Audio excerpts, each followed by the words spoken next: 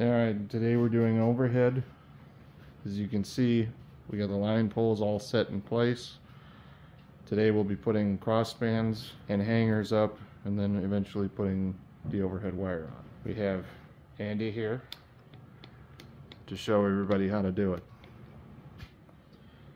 So the way I do overhead wire is just from reading various traction books, including the traction modeling handbook that was put out by Kalmbach back in the 70s and 80s, talking to other traction modelers, the East Penn Traction Club website, as well as our original members of the Northwest Traction Groups. I've kind of taken all their ideas and just kind of done what works best for me. So the way I'm doing it is what works best for me, but you can definitely do it other ways. So we're going to show you guys how I do it. So as Chris said a little earlier, the line poles have all been set. They were set before we did the scenery, then we came in and did the scenery. It's always best to do the scenery before you put up the overhead wire, but you can definitely put the poles up prior. So as everyone can see, all the line poles have been set. I already started doing some of the span wires just to save time. The line poles are made from 1/32 brazing rod, which you can get at any hardware store, so Menards, Home Depot, Ace, True Value, any of those hardware stores carry it. You can just cut them to length based on what your prototype is. If you're doing street cars, interurbans, heavy interurbans, or even bigger like Milwaukee Road or the Pennsylvania with their big electrics with the panic wraps.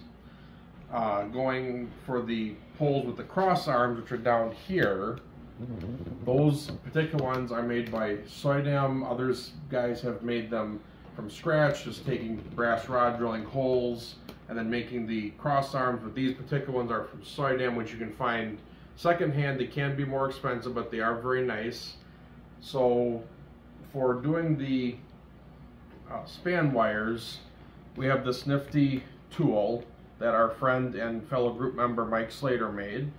It is 2 3/4 inches tall, which is from the top of the railhead to the height of the wire, which again, like I said just a little bit ago, the wire height will vary on what your prototype that you're modeling, so it'll vary greatly. But for the Northwest Traction Group and for most of the traction clubs out there like East Penn and Southern California Traction Club, this is pretty much the standard of what they use. But Mike designed this wonderful tool, and I thank Mike greatly for designing this. He put grooves on the bottom so it can sit right in between the track, so that way we can get the correct height. The line poles are all set.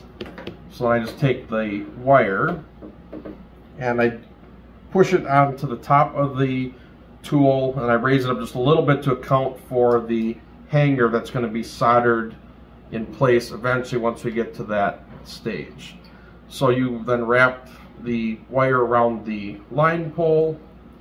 You can do as many times as you want, 1 time, 2 times, 3 times. You just want to make sure it's a good solid wrapping around the pole, just that way it's stable and tight. Now some modelers, they will take little beads and put them on the span wires just to make it look like insulators, which that is a really cool effect. Me personally, it's not a huge deal to me, so I don't use them, but you can certainly do it for your own layout if that's what you choose. So then once the wire is strung across, there's a little bit of excess. We'll take our snippers here, snip that off, and then always save your little pieces of wire because these will come in really handy for pull-offs. If you have to splice the wire together, if you cut the wire frog in too short or whatever you need to do, but always save these until you are done doing your overhead for the day.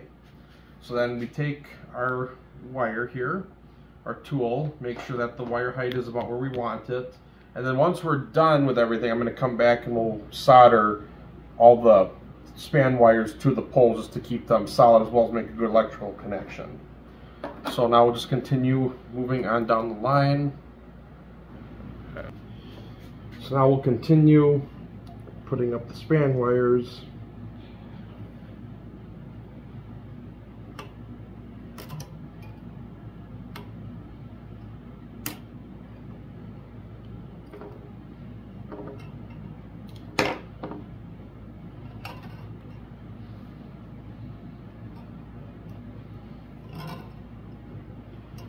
So you're just twisting that around.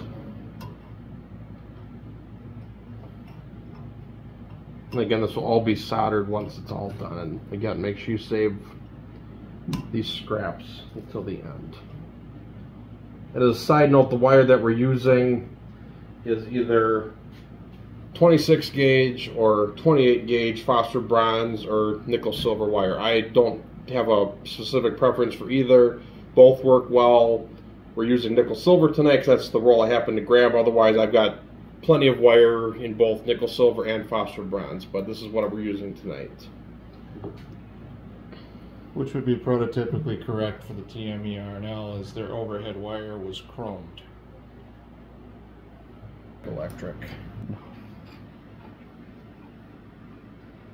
Oops.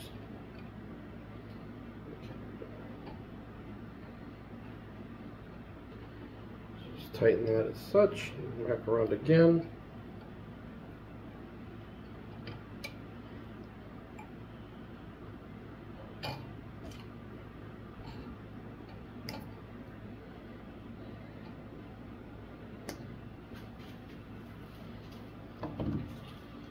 Alright, one more crossband here before we start going to attaching the actual hangers themselves.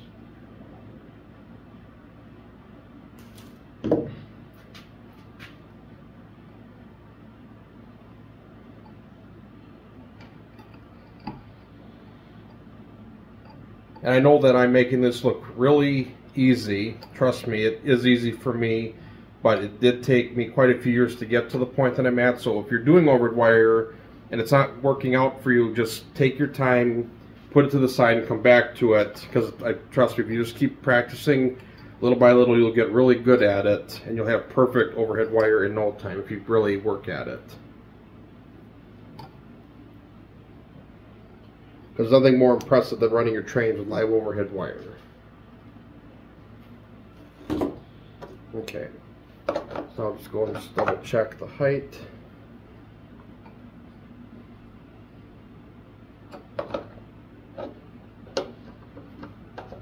Good.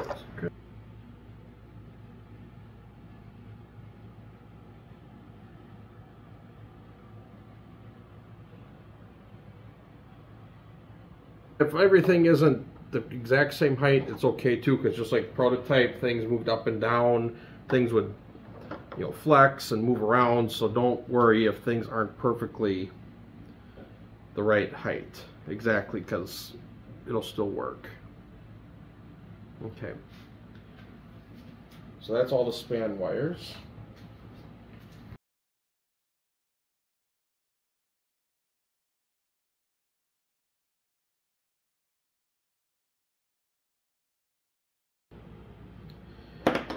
So this little toolbox here that we're zooming in on, this is my overhead wire parts box. So in here I've got various washers. I've got 0080 washers for doing module connections, or for span wires with the module connections, 0090 washers for doing splices on wire.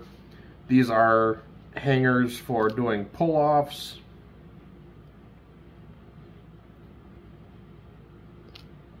These are the hangers that we're going to use for doing the span wires themselves to support the wire.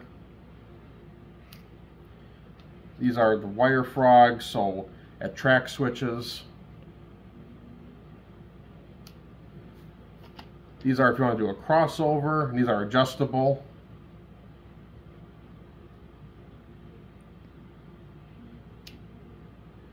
And then just some other odds and ends wires, some drill bits. Got some pantographs, track nails, but everything is in here to do whatever overhead I need. So now we're going to start attaching the hangers themselves. And these hangers come from either Sidam, which would be new old stock, or Precision Scale makes them, or you can make your own with beads, which those are more inexpensive, more cost effective, but I just like the look of the Sidam and the Precision Scale hangers. So if you look on the hanger, there's a little groove. On the hanger, there's a little groove. There we go. and that's where the span wire is going to go across it. So on a prototype, you would have the wire hanger would be below it, clamped on, then this would screw on to the span wire. But in this case, it's going to be clamped down. So then we're just going to put it on the span wire. Just have to hold it. It's kind of finesse, can be a little fiddly. You may learn some new swear words while you do it. I know I have. You just kind of hold it against the span wire, take your needle nose pliers and just clamp it down lightly, and boom, there it is on the wire. So I'm going to put that one on, and then the one for the diverging route for the siding. I'm sorry, this would be the line to Burlington in this case for this module.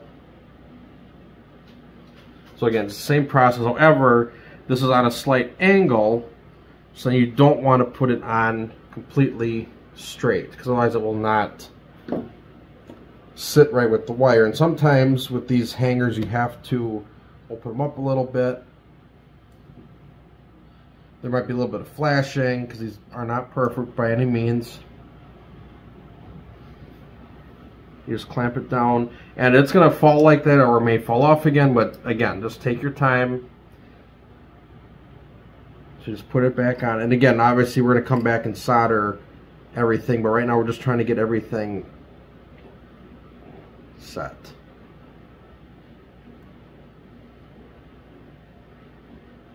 Okay, so that one will position once we get to that point with the soldering. So we're just going to go down the row, down this line, and put all the hangers on.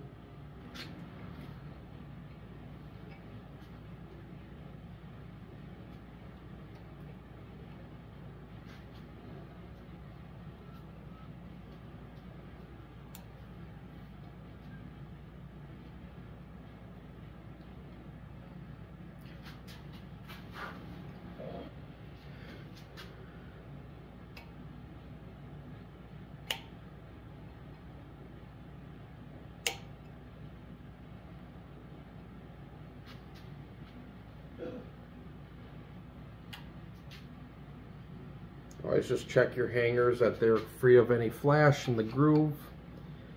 And just hold it onto the wire, clamp it down, and then, like I said, we'll come back and solder this.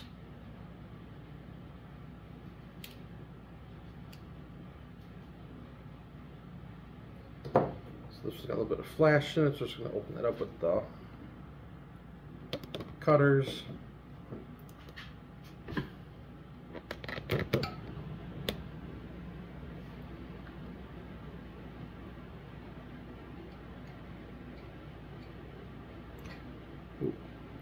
That one's not gripping too well, so I have to come back and tighten it down a little bit more. Ooh.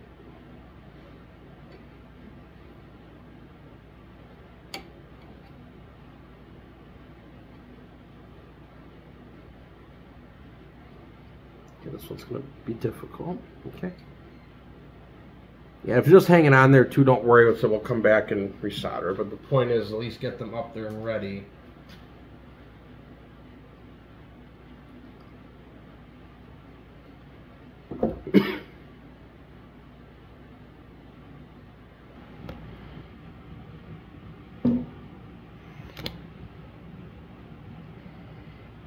Just open it up, remove the flash as best you can.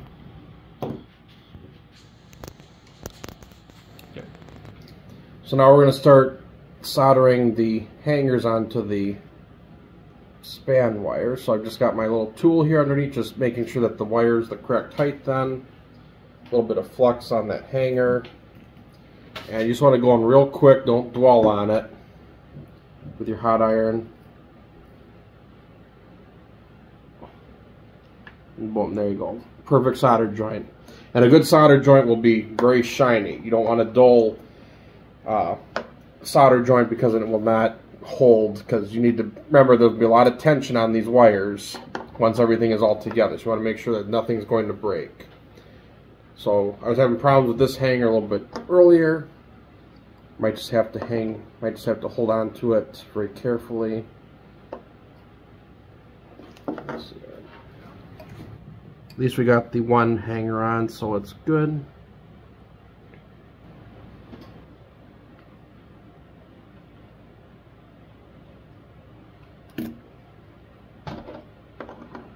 So another thing you can do is to take your tool, you just kind of eyeball it. Like I said, it doesn't have to be perfect because again, we haven't soldered these yet either, so we can adjust that wire height as well.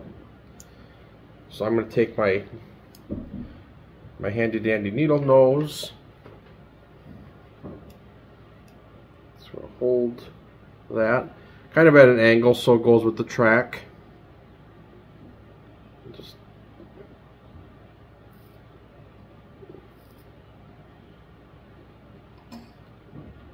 oops, do not hold.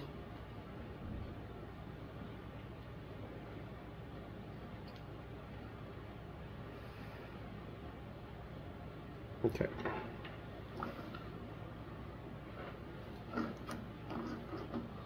Yeah, that'll be good.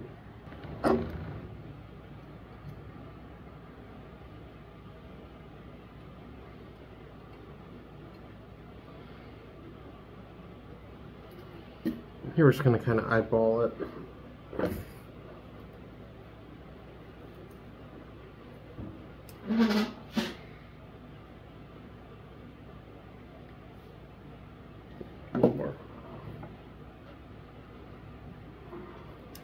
Always make sure you put a little bit of flux on the hanger.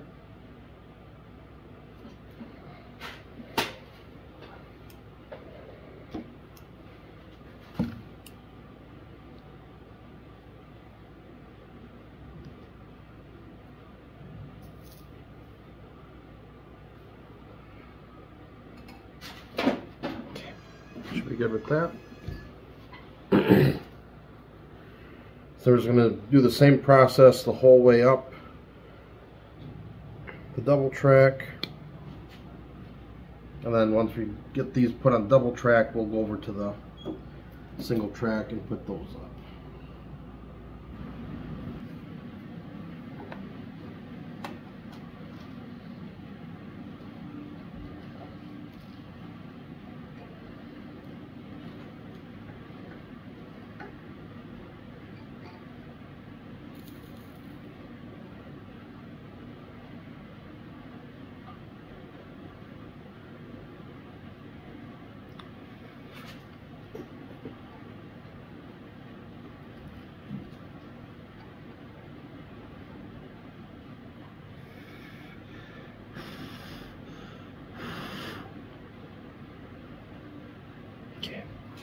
Again, that solder joint is very shiny, so I mean it's a good solder connection.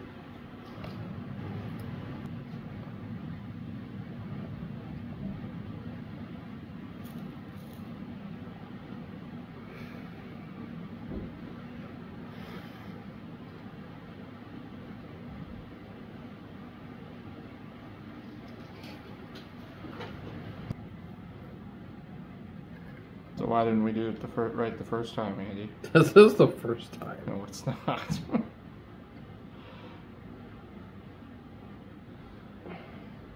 There, now it's straight. Yep. Third time's the charm. Oh. Yep. Only took 3 times for me to tell you how to do it the right way. This is the right way. Yeah, it is. But we had to restring it 3 times. No. Yes. We're arguing like a... So now we've got all of the hangers installed. I have a end wire here, so there's a 0080 washer with 2 span wires pulling on each side of it, so that'll connect to the next module.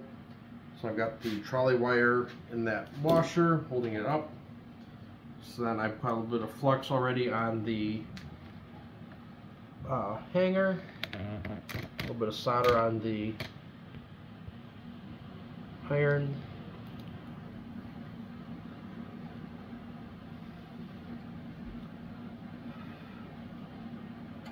Oops.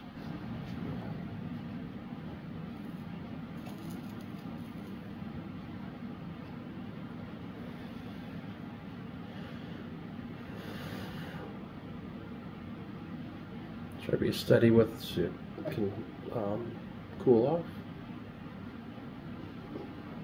And then we'll come back and clean up any rough spots on the hanger that was soldered so that the trolley pole can, or the trolley shoe I should say, could easily navigate the wire without any dewirements. So we'll go down the line here.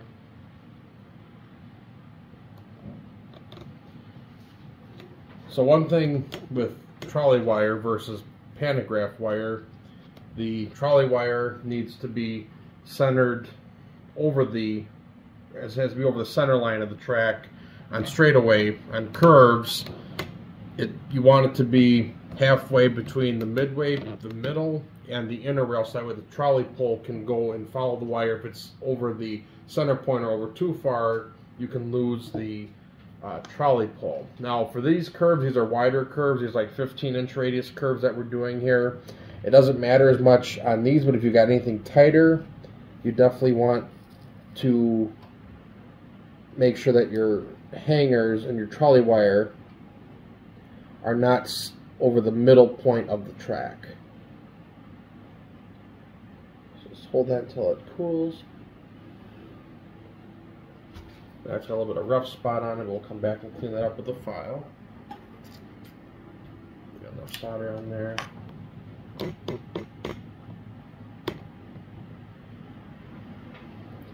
And these hangers too have a little tiny groove that if you can get it just right, you can hold the wire in place until it sets.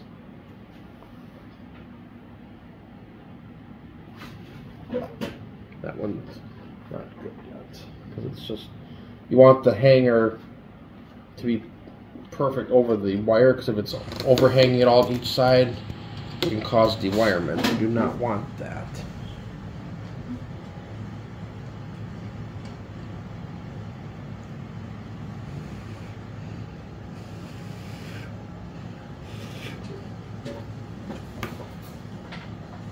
Also, try not to breathe in the solder fumes.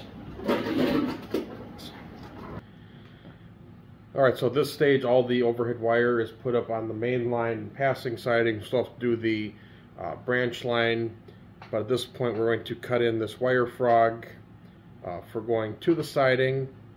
So for putting a wire frog in, it can be very tricky to determine, especially if you have many different types of cars like the Northwest Traction Group does. The members all have cars ranging from North Shoreline, South Shoreline, Pacific Electric, Illinois Terminal, Indiana Railroad, and everything in between. So when you put a frog in, general rule of thumb is the frog needs to go in about where the points are, or where the points end here. So the frog really needs to be right about this point, because when the car goes through, you want the car going through whichever route it's going, that it'll actually pull the trolley pole through the frog and onto the correct route. If the frog is too far back or too far forward, the pole will either prematurely go to the wrong side, or it will just not go at all, you know, depending on which route the car is going and how the frog is positioned. Also depends too on, is the trolley shoe on the car straight, the length of the pole. So there's so many factors, so it's really hard to guess, but typically right over this area is where it's really like that sweet spot to make sure that everything runs through okay. So let's make a cut. It's right about there. And for bending it up, there's really no rhyme or reason. I just maybe like the width of the needle nose, bend it up, straight up. And you're always doing the straight part of the switch first. Never do the curved part first. Yeah. So we're cutting in that.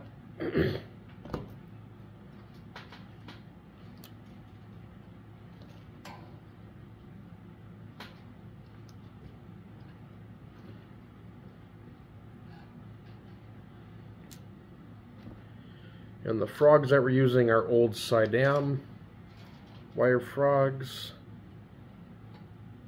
Other companies like Eaton Custom Engineering, Rivers, they all make frogs as well, but my favorite ones are just these Sidam ones.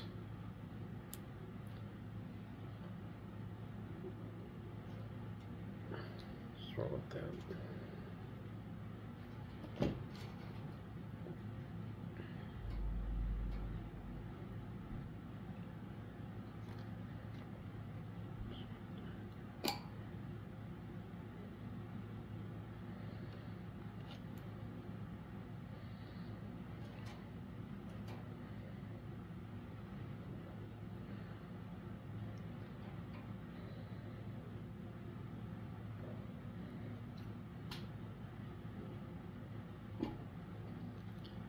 Bend that up.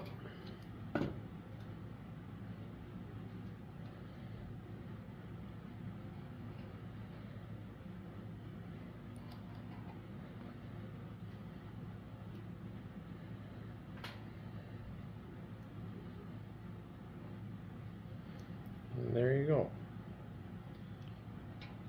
So then we'll cut in the curved part for the siding, and when you put the frog in, you want the frog to be off center, so that way, depending which route your car takes, the pole then should, in theory, if it's going straight, then the pole will automatically follow that way, and if it's going curved, it'll follow that way. If the wire frog is like straight over the track, then the pole may or may not follow depending on the car, or again, it's really a guessing game and just seeing what works best for the kind of cars that you've got.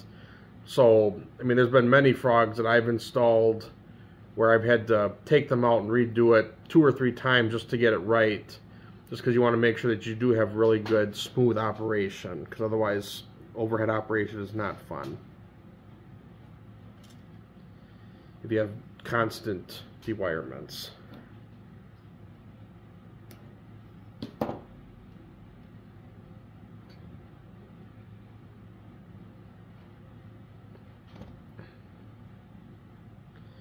You just bend that down.